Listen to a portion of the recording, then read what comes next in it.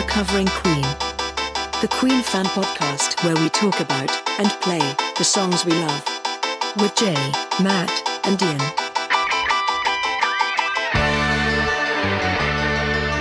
Welcome to Recovering Queen, the Queen fan podcast, where we take a famous or not so famous Queen song, do a cover version of that Queen song, and then talk about what we've learned about the methods and the madness of the greatest band there's ever been, Queen. My name's Ian. I nearly said Matt then. Well, because you were being silly. Yes. Being so professional as well. Oh, well, I'm not doing it again. My name's Ian, and with me, as ever, are Matt and Jay. Good evening, chaps. Sorry about that. So unprofessional, but good evening anyway. Good evening. Good evening. Good evening. The bit I like is the fact that you do the same spiel every week. You could have the you could have it pre-recorded. Do a pre-record. No. Yeah, Pre-recorded. that would be rubbish. The listeners wouldn't accept that. It's that effort. Is it going to be Matt this week, or is it going to be Jay this week? Maybe, because sometimes it is. That's half the fun. Yeah, it's a lot of fun. It's a lot of fun. Anything's better than talking about the next track. I was trying to digression right from the start. You may have noticed, listeners, we are avoiding talking about the next song, which is the Brian May classic "Headlong" off of Innuendo. Ooh, so is this any takers? Any takers? It's fun. It's a fun track. It is fun. I don't care what you say. It's on a serious note, this is the last video that you see Freddie in colour. So this is getting close to the end for Freddie. It's a difficult watch, though, that video, isn't it? It is difficult, but my God, he's like really putting in the effort. Oh, he certainly is. He's really, really putting in the effort to entertain, put on a show, put on a great video. And I just think, they want to have fun. They want to entertain. 12 months before, wasn't it? Almost to the month, I think. So the video's recorded before These Are the Days, though, isn't it? Yeah, it is. Yeah, he's clearly in better shape, isn't he? That's black and white. Yeah, he's clearly in better shape, but still, it's you can notice that all is not well. No. Yeah.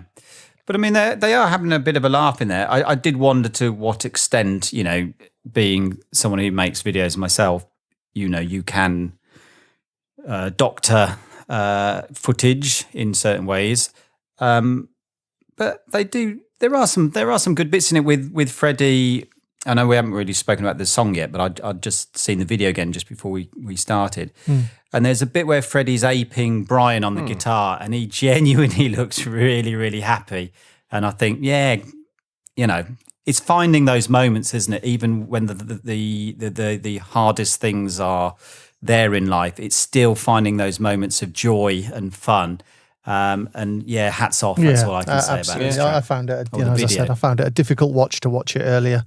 But it's fun. It's not the strongest song that they did in their career, but it's also not the weakest. But no, I was actually in that room this week, of course. Oh yeah, in Metropolis studio. Right. Yeah.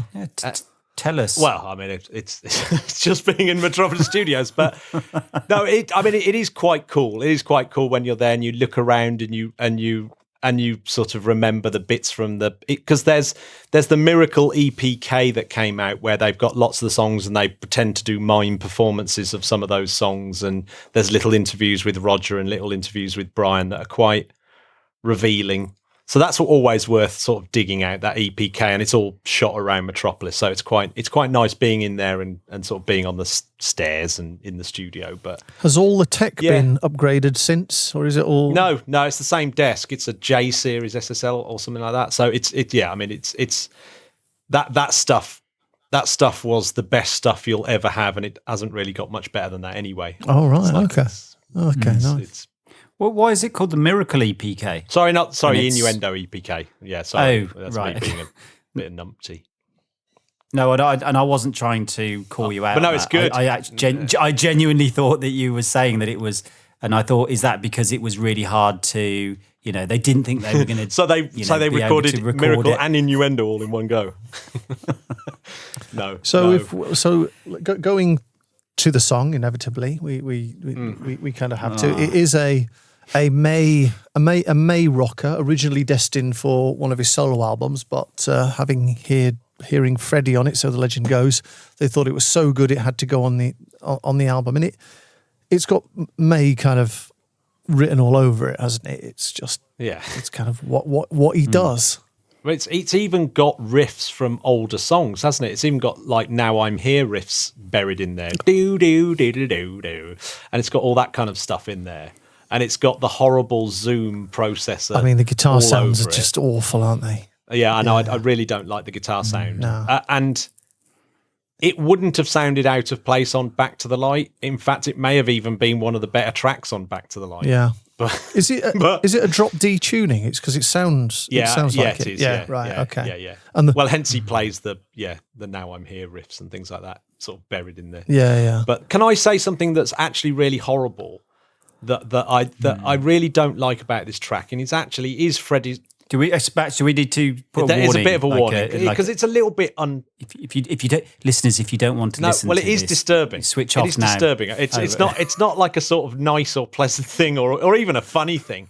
It's like when I listen to Freddie's vocals, it sounds like almost like his teeth are falling out. It sounds so fragile and like he's ill.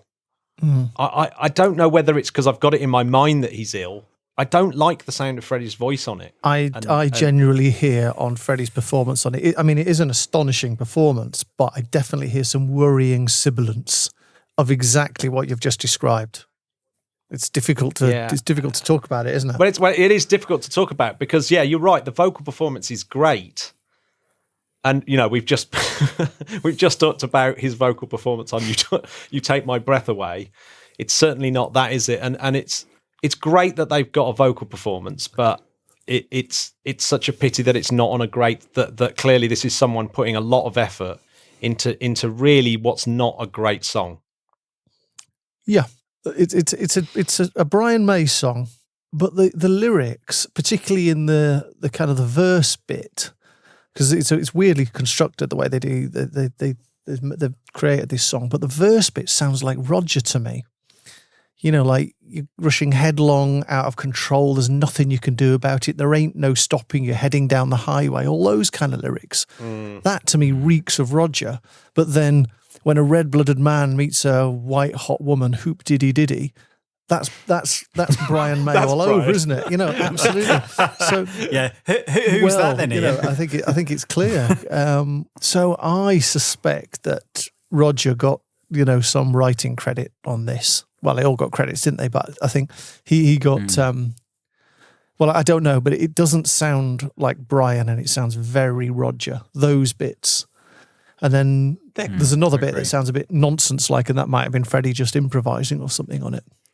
Well, no, there is a Brian May version of this song, by the way, pretty much singing all the way through. Oh, is there? So, yeah. And I don't even think it's Roger on drums. I think it's Brian May drum programming all the way through. I just think it's like it's a Brian May pretty much demo tape. Brian's done in his own studio or a studio and pretty much got it up to speed.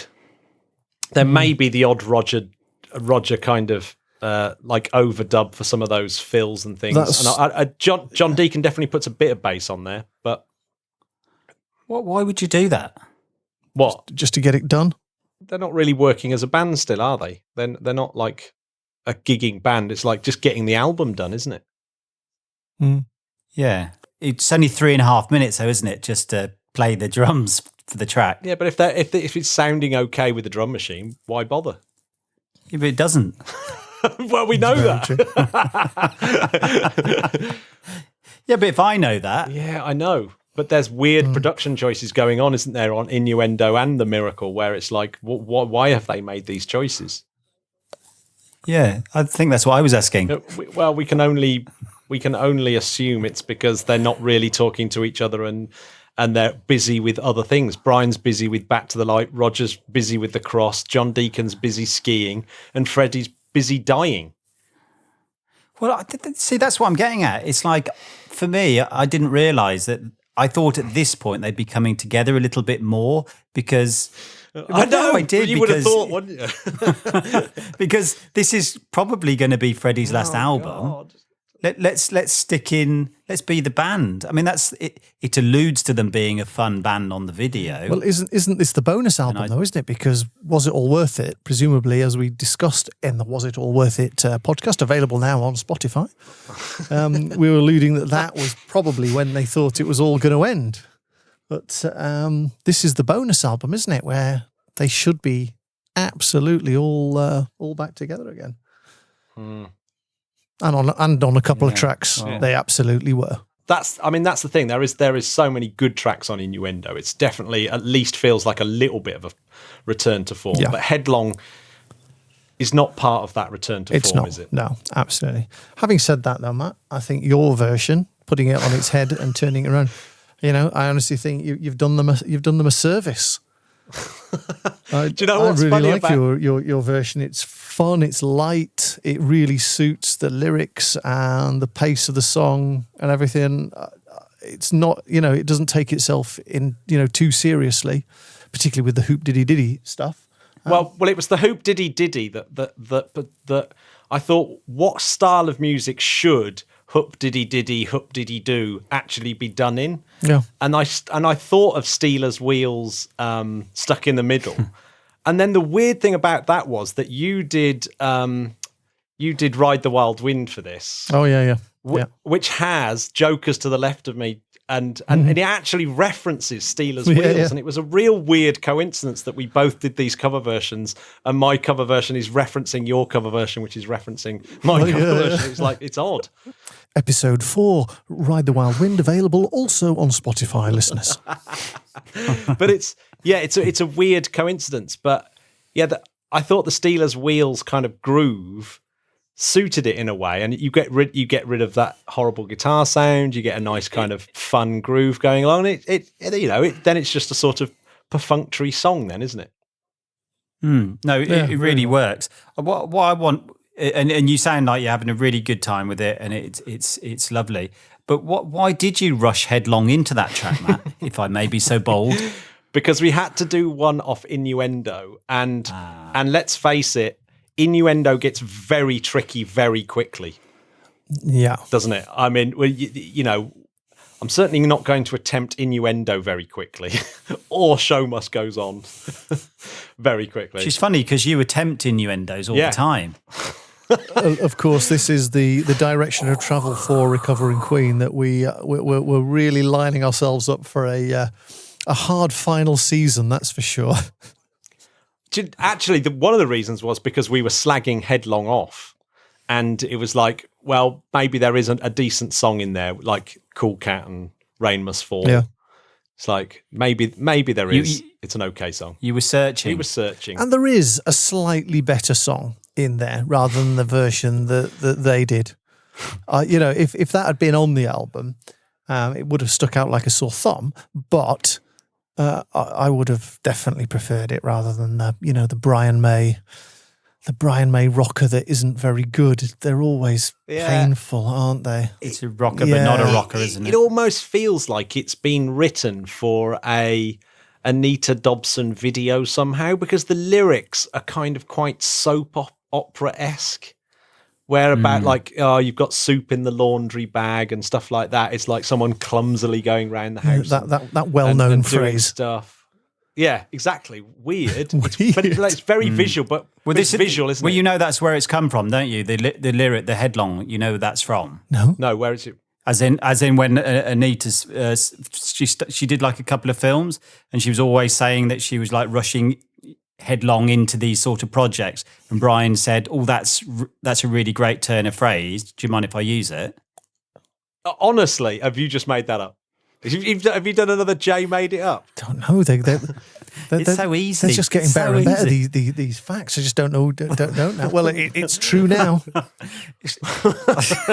Yeah. Well, we can certainly say that that's true. Could be true. Can you please explain the lyric though? He used to be a man with a stick in his hand. She used to be a woman with a hot dog stand. Are they meaningless, or do you think Brian is talking about two people that if you were in with the May, Dobson, Mercury bunch, you would know what the hell he was talking about? Could the man with a stick in his hand be Freddie and his microphone stand? Could it be a blind man that they knew? Could it be an in-joke? How is that trolling John? I think that's what we need to work out. Yeah. Maybe John got off with a woman at a hot dog stand, and the stick in his hand is his bass. He's like, maybe he had a Chapman stick. Yeah, maybe. Yeah. I think that's what we need to assume, that it is in some way trolling John still after all those years. Yeah, I mean, I love the fact that you're really trying to read something into these lyrics. Yeah, gotta love that. When a red hot man meets a white hot lady, so Brian May, isn't it? That the least sexy lyrics. We go back ever. to My Sisters. Yeah, just like God, absolutely. Well, of course, no live performances as Queen, and I honestly couldn't be bothered even to look it up to say whether they do it with Adam Lambert, but I don't think they do. I think this one has been put to bed. Did they do it? Might they have done it on the Brian May tours though? Oh, that's a good point. I wonder. I can't remember. Well, listeners, please do write in if there's ever been any live version. We'd be interested to know, and if it was any good or not. I will say this about Headlong: it has a very curious structure. Like each of the sort of bridges seem a little bit longer than they should be. Yeah. It's almost like it's got one extra chord than there should be. That's what I noticed looking at the lyrics. It kind of sort of feels like it's always tripping forward. So I suppose that might be quite funny because it feels like it's falling forwards. It has a musical joke in it. But does that save the song? Yeah, I don't know. Do you know what? It sort of feels to me like it's been written by AI. sort of like you get all this sort of Queen bits and put it into, and the computers like pop this out saying this should be a hit. This should be what Queen are up to now. Yeah.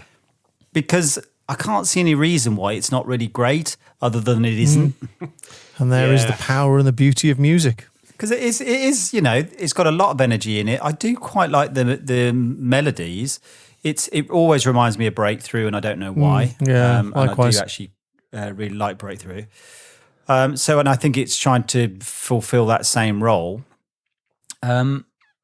It's one of those conundrums, isn't it? I should like it, but I'm not sure why I don't. Well, I mean, I don't hate it, but it's, as you say, if you're talking about the guitarist that's probably got one of the best guitar tones of all time ever, and yet somehow this is perhaps one of the worst guitar atrocity tones ever committed to vinyl, it's like, okay. Yeah. I think that doesn't help. So that just leaves one more thing to determine, gentlemen. Yeah. And that is the scores. The scores. On Going to the be easy doors. for this one, I reckon. So, Jay, what would you like to award Headlong off of Innuendo? Out of 10? Brackets rushing in without due diligence. Yeah. Close Out brackets. of 10, considering the whole Queen catalogue with no half marks, what would you like to give it? Remember you've got songs like Long Away and... You're worried, aren't you, that I'm going to mess up the scoring? Because I know... You are. You're trying to influence me. Even Jay, off the start. just remember that there's songs like... I'm allowed to say my own point. I am my own person. 7 feels way too strong. What am I thinking? I was just thinking of the video. Well, they're all in a shelf, aren't they? You don't see Queen very Shall I often on start shelves. with scoring? Maybe that'll give you some kind of indication, Jay. I'm going to give Headlong off of Innuendo 2. I'm going to give it 2 also, Ian. I'm not even going to justify why. I think that's it, 2. Put the same effort as they did in. And finally, Jay, would you like to award the Headlong off of Innuendo? 2 is so harsh. 2 is harsh. I'm going to go 5. 5. So there you go. If one of you two would like to add those scores up for the benefits of the listeners. 9. It's 9. It's a 3 average, which I think is more accurate Okay. than 2. So you've basically gerrymandered the scores to get to the average that you would like. Exactly so. Okay. That's what I've been doing with my calculator for the last few minutes. And there we have it. I say a surprisingly high 9 for Brian May's Headlong. Thanks, Jay. Off Innuendo. So here it is. Please enjoy Matt's version of Headlong.